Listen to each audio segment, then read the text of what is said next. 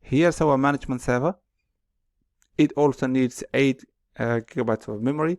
If you don't have enough space in your lab, you can reduce. And so, for example, you can go a little bit less.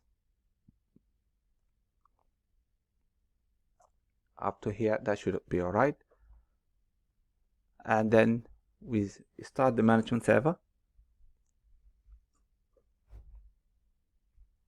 Again, we click on the screen and then select the install Gaio on this system. It then starts to load and install the software, then checks the drivers, and then it won't ask us the management interface. That's not a firewall. It only has one interface where it connects to the network because it's a management server.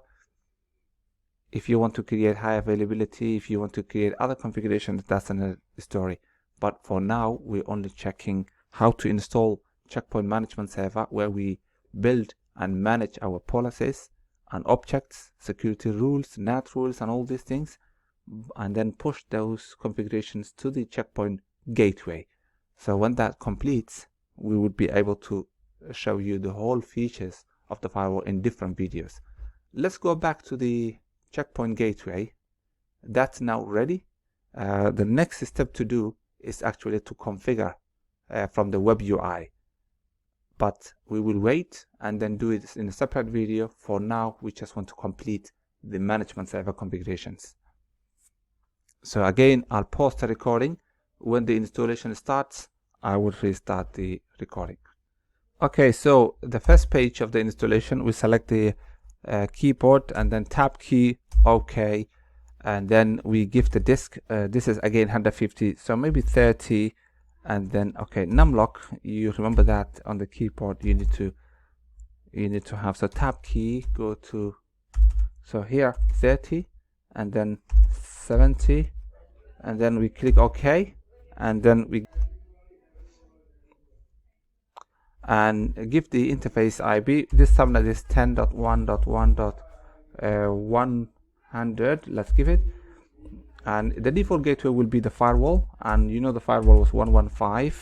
So we click OK, and then the installation starts. And so I will pause the recording because this one is going to take some time.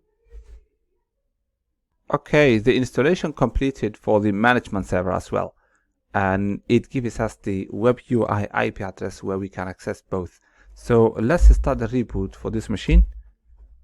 Recording again. Okay, the installation for the management server is also complete. So we have now two devices or two machines deployed, the Checkpoint Gateway and the Checkpoint Management Server. Both are ready to be configured. So we will do the rest of the setups and configurations in separate videos. Thank you again for your time, and see you in the next video.